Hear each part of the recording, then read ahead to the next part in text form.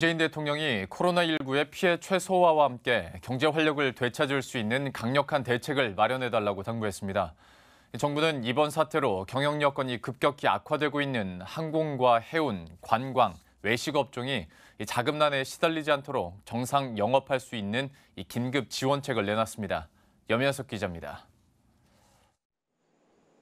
코로나19 사태 이후 국내 저비용 항공사들의 주력 노선인 중국 노선은 주 546회에서 주 126회로 77%나 급감했습니다.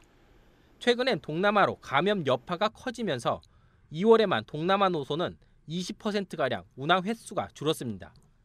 중국, 동남아 등 항공권에 대한 예약 취소도 급증해 최근 3주간 항공사 환불 금액이 3천억 원에 이르는 등 항공 여행 업계가 직격탄을 맞고 있습니다. 이런 가운데 정부는 긴급 회의를 열고 항공과 관광업계 등에 모두 4,200억 원 상당의 자금을 긴급 지원하기로 결정했습니다. 저금리로 자금을 지원하고 세금 등의 납부 시기를 늦춰 운영난에 시달리지 않도록 하는 데 초점을 맞췄습니다. 대외 충격에 쉽게 흔들리지 않는 튼튼한 경제, 그리고 잠재 위기에 대한 예방 및 위기시 복원력에 관한 경제를 만들기 위한 대응 방안 등을 지속적으로 모색해 나갈 방침입니다. 주력 노선인 중국 노선이 77% 급감한 항공업계의 경우 유동성 위기를 겪는 저비용 항공사에 최대 3천억 원 범위 안에서 정책금융기관에 자금을 지원합니다.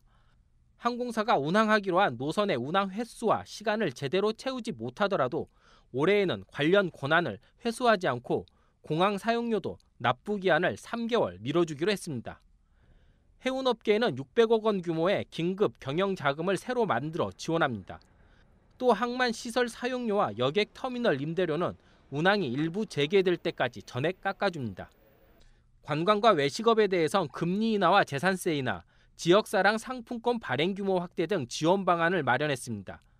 정부는 앞으로도 업종 분야별 중장기적 파급 효과에 대한 분석을 거쳐 적극적으로 대응하겠다고 밝혔습니다. 머니투데이 방송 염현석입니다.